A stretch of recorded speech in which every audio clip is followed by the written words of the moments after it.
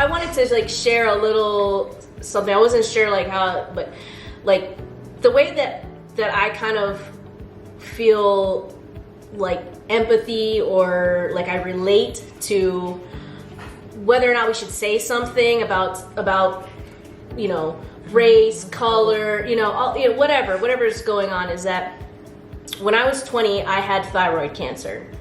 And I remember no one wanting to talk about it around me. Like they wouldn't say anything. They would just not even say the words. Right. And so I didn't know like how to like, you know, sort out those feelings until later on, and I realized I wish someone would say something. I wish someone would talk about it so that I could talk about it. You know what I mean? And that's kind of like how I could like relate to things right now, is that like maybe there's stuff that people want to talk about that we're not saying, hey, let's open up a conversation, you know? Does that make sense? Right. I mean, because it can be awkward to bring up a situation first, and especially if there's some tension around it or you're just uncomfortable because you don't know how to engage the subject. Yeah. It is. So, racism in the industry, that's a hard one to deal with because you have male ego. Yeah. And then on top of that, you know, looked down upon as an African American woman, because back in, we're going to take it back to slavery, and who were the maid, who cooked and cleaned on the slave owner's house? It was the women. Yeah. So males try to treat you like you don't know what you're talking about, or you absolutely have no clue. You're less than because of your skin tone, like you don't know how to cook, and they have to mansplain everything. Oh my God, yeah, really. We have a strength to us, and we run your houses. We take care of you. We take care of your children. So it's like women may not, in you know, earlier times, may not have worked so much outside the home, but within that home, imagine running a house and what that entails. You're running a small business. Yeah, really. I mean, to keep your house in line, to keep your children in order, and all of their activities, and all the other social events that you may have, and everything. So we get downplayed in the culinary industry as well. I mean, just you being a woman in the industry, and the fights that you've had, I'm pretty sure you had I've experienced some mansplaining myself.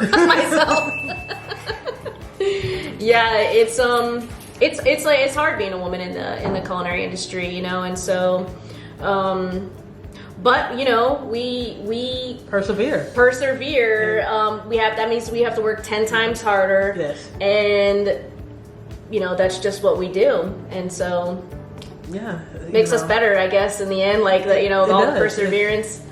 It does. I know.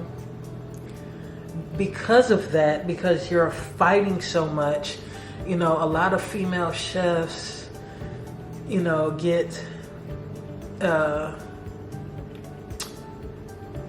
labeled. Yeah. Some hard butts. Yeah. Oh, for sure. I've definitely worn that label. Like, not worn it myself, like I enjoyed it, but I've definitely been labeled. Right. And like, you know, and like, I'll just bleep it out. It'll just be like beep. But like, I've definitely been labeled that, and I've actually talked to people and said, listen, did you play an organized sport as a child? Yes. Did your coach go, geez, I would really enjoy it if you would, you know, move the ball up to another yard line? No, they were screaming profanities at you. They were, you know, talking to you as though, you know, like screaming at you and stuff like that. I am not doing any of those things. I don't say F in the kitchen. Like I say it in like, you know, as an adjective, but I don't say it to somebody screaming and like, you know, that kind of thing. And so to me, it's like, why is that football coach given like light years more respect than me right now. I'm your boss. Like I'm the one that's allowing you, you know, you get a paycheck because I exist, you know? And so some men still have a hard time taking direction from women. Like, I don't know, breaking down that toxic masculinity.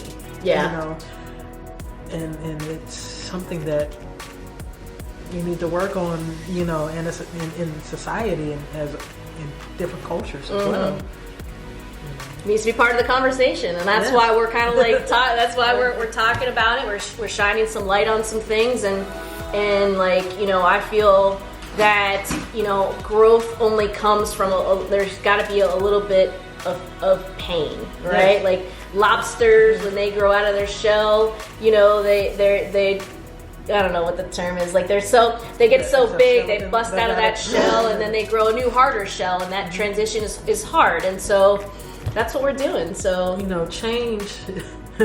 You can't be comfortable in change. Like change, you can't be, yeah, for sure. Change always causes some uncomfortableness. Yeah. I mean, you can't be complacent and want to change.